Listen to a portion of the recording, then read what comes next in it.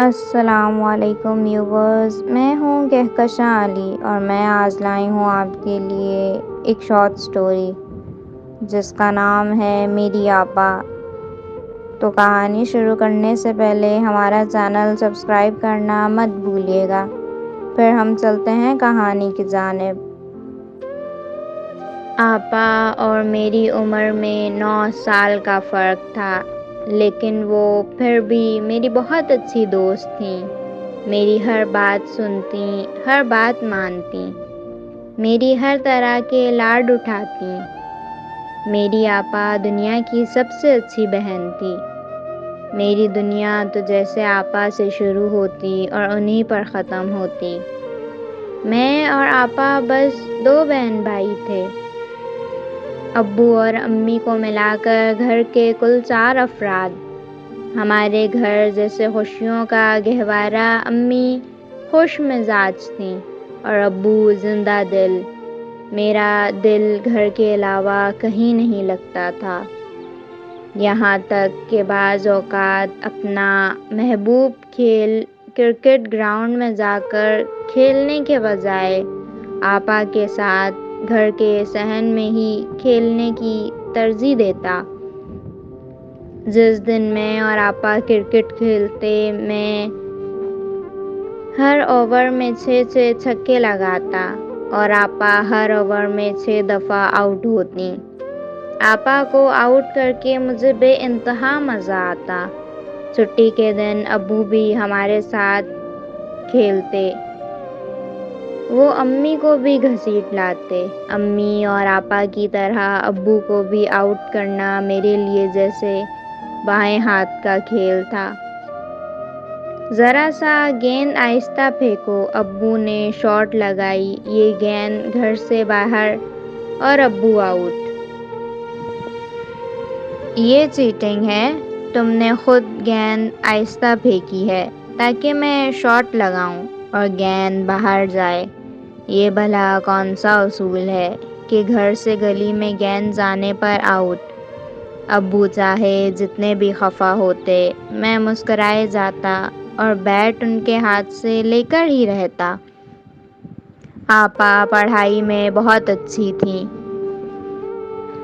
وہ بہت قابل اور مشہور سائنٹسٹ بننا چاہتی تھیں۔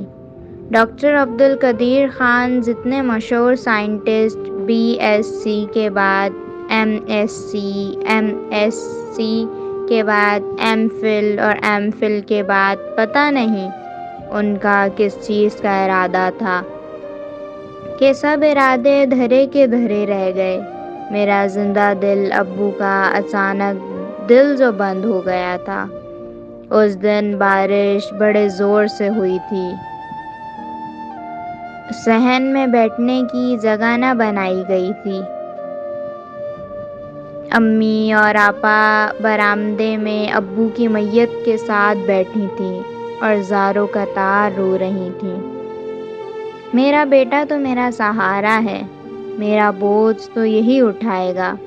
جب امی کی صدائیں سن رہا تھا میں، جب ابو کی میت کو دائیں کندھے سے سہارا دیے میں بہت سارے مردوں کے ساتھ جنازے اٹھائے جا رہا تھا، تب ابو کے کہے الفاظ یاد آئے تھے۔ پتہ نہیں ابو کون سا بوجھ اٹھانے کا کہتے تھے۔ میری آنکھیں ایک بار پھر آنسوؤں سے بھر گئی۔ ابو کے چلے جانے کے بعد بہت کچھ چلا گیا۔ ابو تنخواہ دار ملازم تھے، گھر کمپنی کی طرف سے دیا ہوا تھا۔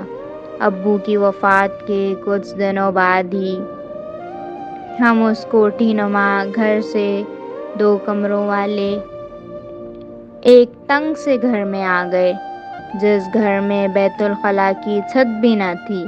میرا اسکول بھی بدل گیا۔ مہنگے اسکول سے سرکاری اسکول کا سفر چٹکیوں میں مل گیا۔ کسی زمانے میں امی نے شوقیہ سلائی مشین سیکھی تھی، یہ ہنر ہی کام آیا اور امی نے اپنے ساتھ سلائی مشین رکھ لی۔ آپا نے بھی اپنی پڑھائی کو خیر آباد کہا۔ اور بچوں کو ٹیوشن پڑھانا شروع ہو گئیں۔ مشہور سائنٹسٹ بننے کا خواب ہی ہوا۔ امی اور آپا کی مصروفیت دیکھ کر میں نے دونوں سے مشورہ کیا کہ مجھے کمانے کے لیے کیا کرنا چاہیے۔ امی مسکرا دیں۔ آپا نے میری پیشانی پر بوسہ دیا اور کہا، میرے احمر، تم نے ڈاکٹر بننا ہے، تم بس دل لگا کر پڑھو۔ میں بس انہیں دیکھتا ہی رہ گیا۔ اس وقت میں 8ویں میں تھا۔ 2 سال 10ویں کے، 2 سال انٹر کے، اور پھر 5-6 سال میڈیکل کی پڑھائی، کل ملا کر 10 سال۔ تو کیا 10 سال امی اور آپا یوں زندگی گزارنے کے لیے کام کریں گی اور میں ہاتھ پر ہاتھ دھرے بیٹھا رہوں گا؟ مجھے سمجھ نہ آیا کہ میں کیا کروں۔ فی الحال کچھ کر بھی نہیں سکتا تھا۔ آپا کھانے پینے کے معاملے میں کافی سلیکٹیو تھیں۔ دال سے انہیں چڑ تھی۔ ابو کے ہوتے ہوئے گھر میں جب بھی دال بنتی، امی آپا کے لیے کچھ اور ضرور بناتی، لیکن اب تو جیسے ہفتے کے 7 دن دال ہی کھانے کو ملتی۔ کالی دال، پیلی دال، ہری دال، دال اور دال۔ لیکن میں نے آپا کو پھر بھی کبھی منہ بصورت نہ دیکھا تھا۔ بس قسمت کے ہی کھیل تھے، لیکن قسمت نے ابھی اور کھیلنا تھا۔ تائی امی کی آمد ایک طرح سے غیر متوقع آمد تھی۔ جب سے ہم اس چھوٹے سے محلے میں شفٹ ہوئے تھے، چچاؤں ماموں نے آنکھیں پھیر لی تھیں۔ غریب رشتہ داروں سے تعلق رکھا جائے تو ان کی مالی امداد بھی کرنی پڑتی ہے۔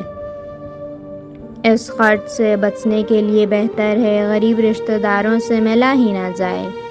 مجھے یہ بات ان کے انداز باورچی سب سے پتہ چل رہی تھی۔ ان کی آمد کے ہم منتظر نہ تھے اور نہ ہی بھوکے فقیروں کی طرح دامن پھیلائے بیٹھے تھے۔ حالات کتنے بھی تنگ ہو جاتے، امی کی خودداری کسی سے مالی امداد لینا گوارا نہ کرتی۔ لیکن خیر، تایا ابو اور تائی امی کی فیملی سے تو ہمارا گہرا رشتہ تھا۔ شاید اسی رشتے کا لحاظ تھا کہ تائی امی ہمارے گھر آئی تھیں۔ ابھی میں انہی سوچوں میں کھویا تھا کہ تائی امی کی بات سن کر ہی رہ گیا۔ بس آج کل بچے بھی والدین کی کہاں چلنے دیتے ہیں۔ میں نے تو بہت زور لگایا، لیکن اسد مانتا ہی نہیں۔ اصل میں اسے اپنی کلاس فیلو یاقوت بہت پسند ہے، تائی امی جھجکتے ہوئے کہہ رہی تھیں، اور میرے ذہن میں تائی امی کے رشتہ پکا کرنے والے دن کے کہے الفاظ دماغ میں گونج رہے تھے۔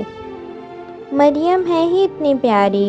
میرے اور اسد کے ابو کی پسند اپنی جگہ، اسد خود بھی مریم کو پسند کرتا ہے۔ آج تو میں رشتہ پکا کر کے اور مریم بیٹی کو انگوٹھی پہنا کر ہی جاؤں گی، اور مجھے معلوم ہے کہ میرے دیور اور دیورانی میرے ارادے کو نامراد نہ کریں گے۔ شاید اس دنیا میں سب چلتا ہے۔ آپا یقیناً اندر کمرے میں تائی امی کی باتیں سن رہی تھیں۔ چپکے سے آئیں، بائیں ہاتھ کی تیسری انگلی انگوٹھی اتار کر تائی امی کی طرف بڑھا دی۔ یکدم تائی امی خوش ہو گئیں۔ خاموشی سے آپا کی ہتھیلی سے انگوٹھی اٹھا لی۔ میں نے آپا کو کئی بار اس انگوٹھی کو محبت سے گھماتے ہوئے دیکھا تھا۔ میں بس اس رشتے کی وقت و اہمیت کو سوچتا ہی رہ گیا۔ لو، اب تم دوبارہ مرکبے میں کیوں چلی گئیں ثریا؟ میری مانو تو یہ رشتہ ہیرا ہے، ہیرا۔ آج کل ایسے رشتے کہاں ملتے ہیں، اوپر سے تم اس مکان کی حالت دیکھو۔ ہاں، کہنے میں دیر مت لگانا سمیہ۔ آنٹی کے لیے اپنے رشتے کے بھائی کا رشتہ لے آئی تھیں، زاہد محمود، عمر 25 سال، بیوی کا 6 ماہ پہلے انتقال ہوا ہے، 2 بچے ہیں۔ بڑا بیٹا 11 سال کا ہے، بیٹی 4 سال کی ہے۔ اپنا بہت بڑا ڈپارٹمنٹل اسٹور ہے۔ شاید اس رشتے میں یہی روشن پہلو تھا جس کی بنا پر سمیہ آنٹی اس رشتے کو ہیرا قرار دے رہی تھیں۔ مجھے معلومات سن کر غصہ آنا چاہیے تھا، میں یہ سب کچھ سن کر ہنسنا چاہتا تھا۔ نہ مجھے غصہ آیا اور نہ میں ہنس سکا، دونوں ہی بے فائدہ کام تھے۔ آپا اپنے سرخ لہنگے میں بہت خوبصورت لگ رہی تھیں۔ لہنگا کچھ اولڈ فیشن محسوس ہو رہا تھا، میرے اپنے اندازے کے مطابق۔ ان کی پہلی بیوی نے شادی کے وقت شاید یہی پہنا ہوگا۔ زاہد بھائی بھی بالوں کی سفیدی کو کالا کیے کم نظر آ رہے تھے، کم از کم 50 سال کے تو نہیں لگ رہے تھے۔ ان کا 11 سالہ بیٹا اپنے باپ کی گود میں پھولے نہیں سما رہا تھا۔ ماشاء اللہ، چاند کی اور سورج کی جوڑی لگ رہی ہے نا؟ سمیہ آنٹی نے چہک کر مجھ سے بتایا تھا۔ مجھے اندازہ نہ ہوا۔ میرا جواب سنے بغیر وہ ایک بار پھر اسٹیج پر جا کر دولہا اور دلہن کے ساتھ فوٹو بنوا رہی تھیں۔ رخصتی کے وقت امی کی آنکھیں بار بار جھلک رہی تھیں، اور اس سے مجھے محسوس ہو رہا تھا آپا کا کرب۔ انہوں نے مجھے اپنی ازلی محبت بھرے لہجے میں کہا، اپنا اور امی کا خیال رکھنا احمر۔ میرج ہال سے رخصت ہو کر اپنے سسرال کو نئی زندگی شروع کرنے جا رہی تھیں تو میرے آنکھوں میں آنسو آ گئے۔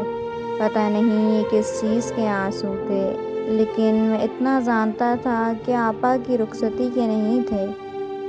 جی تو لسنرز، کیسی لگی آپ کو یہ شارٹ سٹوری؟ کمنٹس میں ہمیں اپنی رائے سے آگاہ کریں۔ پھر ایک بار ہمارا چینل سبسکرائب کرنا مت بھولیے گا۔ اب میں اگلی کہانی کے ساتھ جلد واپس آؤں گی۔ شکریہ۔